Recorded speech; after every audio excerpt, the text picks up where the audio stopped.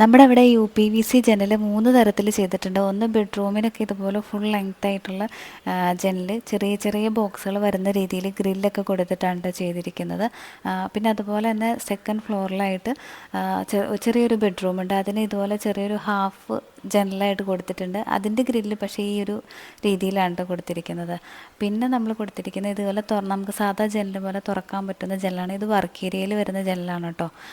പിന്നെ നമ്മുടെ ഡ്രസ്സിങ് ഏരിയയിൽ, ബെഡ്റൂമിൻ്റെ ഡ്രസ്സിങ് ഏരിയയിലായിട്ട് ഇതുപോലെ ഹാഫായിട്ട് തുറക്കുന്ന ഒരു ജനലും അടിയിൽ ഫിക്സഡ് ഗ്ലാസും പിന്നെ ഒരു എക്സോസ്റ്റർ വരുന്നുണ്ട്. നമ്മുടെ ബെഡ്റൂമിൻ്റെയൊക്കെ ചൂട് കുറയ്ക്കാൻ ഇത് ഓണാക്കിയിട്ട് നല്ലതാണ്.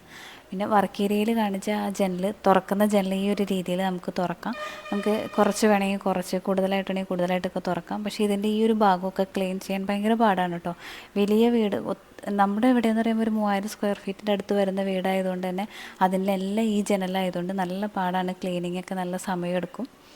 പിന്നെ നമ്മുടെ ബെഡ്റൂമിൻ്റെ ഉൾഭാഗത്തുനിന്ന് ഈ ജനൽ കാണുമ്പോൾ നല്ല ഭംഗിയാണ്. ശരിക്കും പറഞ്ഞു കഴിഞ്ഞാൽ ഫുൾ ലെങ്ത്ത് കർട്ടനൊക്കെ ഇട്ടിട്ട് കൊടുത്തു കഴിയുമ്പോൾ പിന്നെ നമ്മളിവിടെ പ്രൈവസിക്ക് വേണ്ടിയിട്ട് ഇവിടെ ഒരു ഹാഫ് കർട്ടനും കൊടുത്തിട്ടുണ്ട്. പക്ഷേ ഈ ജനലുകളൊക്കെ കാണാൻ ഇങ്ങനെ ഭംഗിയുണ്ടെങ്കിലും ഒരുപാട് ഗ്യാപ്പ് ഇടാതെ കറക്റ്റായിട്ട് ക്ലീൻ ചെയ്ത് കൊണ്ടു നടക്കുന്ന ആളുകൾക്ക് കുഴപ്പമില്ല. നല്ല ഭംഗിയിലും വൃത്തിയായിട്ട് കൊണ്ടു നടക്കാൻ പറ്റും.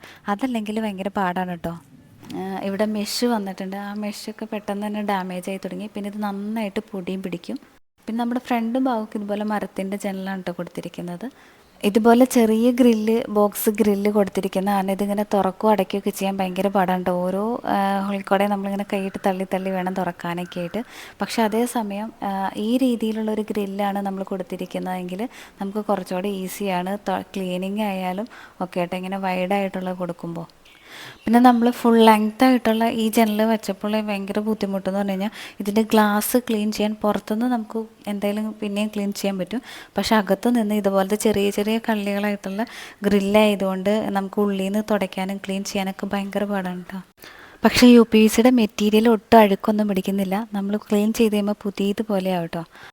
ഇപ്പോൾ അടച്ചിട്ടിട്ടൊക്കെ പോകുന്ന വീടുകളോ അല്ലെങ്കിൽ ഭയങ്കരമായിട്ട് പൊടിശല്യമോ മുറ്റത്തൊക്കെ മണ്ണൊക്കെ ഉള്ള ആ ഒരു രീതിയിലൊക്കെ ഉള്ള വീടുകൾക്കാണെങ്കിൽ പെട്ടെന്ന് പൊടി പിടിക്കും. കാരണം ഞങ്ങളുടെ ഒരു സൈഡിലുള്ള ബെഡ്റൂമിൽ ടൈലില്ലാത്തതുകൊണ്ട് തന്നെ പെട്ടെന്ന് ഇത് മുഷിയുന്നുണ്ട്. പക്ഷേ മറ്റൊരു സൈഡിൽ ടൈലൊക്കെ ഇട്ട മുറ്റായതുകൊണ്ട് ആ ഭാഗത്ത് ഇതുപോലത്തുള്ള ജനൽ ഒട്ടും മുഷിയുന്നില്ല കേട്ടോ. അപ്പോൾ ഇന്നത്തെ വീഡിയോ ഇഷ്ടപ്പെട്ടിട്ടുണ്ടാവുമെന്ന് വിചാരിക്കുന്നു. അപ്പോൾ താങ്ക് യു.